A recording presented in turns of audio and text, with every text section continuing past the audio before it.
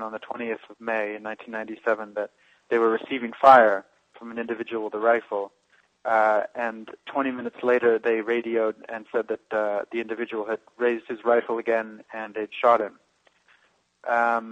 And what went on in those 20 minutes is really the sort of mystery behind the film, and why did the Marines not just disengage, and they actually followed him for 20 minutes and closed the distance between themselves and him. And it seemed by all accounts that he was walking in a normal routine away from the Marines and back towards his home with his goats, as he did every day. Now, finally, this case had national publicity, but especially in Texas. Tell us what the impact of this was down in Texas. Well, I think a lot of people in that area felt that the government came in and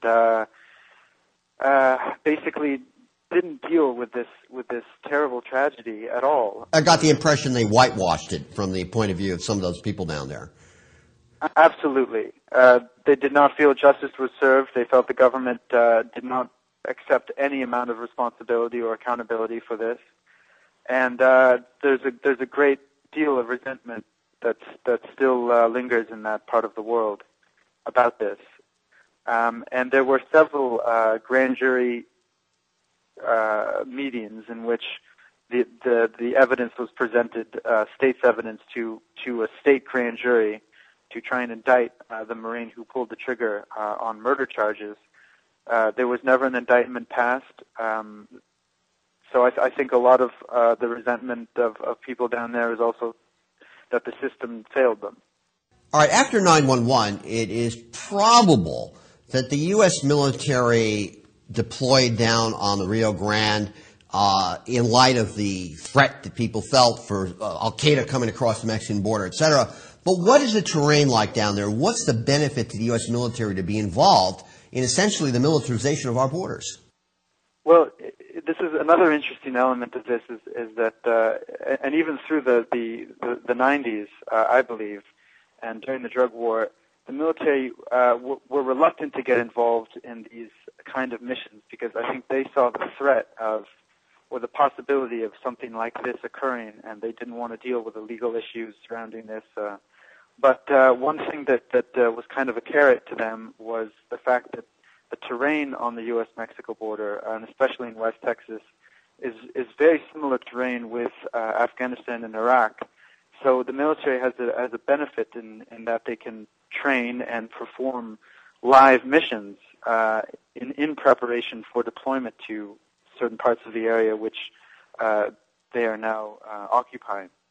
So I think that's another of the interesting kind of elements that keeps the military on the border and policymakers continuing to redeploy them to the border. Well, on that note, Brendan Fitzgerald is the director, with his brother, of the Ballad of Esequiel Hernandez. And when will this movie be showing? How can one see it? Well, the film is showing as part of the Tribeca Film Festival in the Discovery section of the festival. There are 6 screenings. The first one is on Friday and continues through the week until the following Friday, the 4th of May. And hopefully it will be showing at some point in the not too distant future in New York as well. So look out for it. Well, we want to thank you so much, Brendan, for joining us, and good luck on the premiere of your film.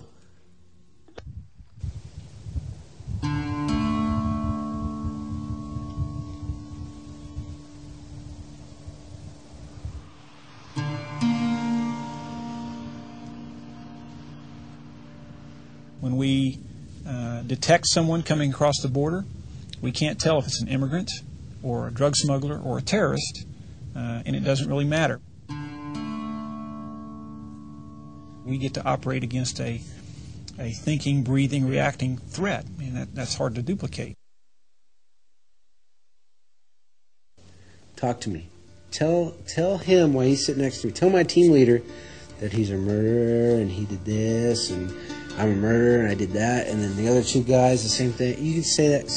Go ahead, talk to me. Tell me that. And then when you're done, I'm going to tell you to take a nice deep breath and say you enjoyed that deep breath, right? Because that's the freedom that we give you.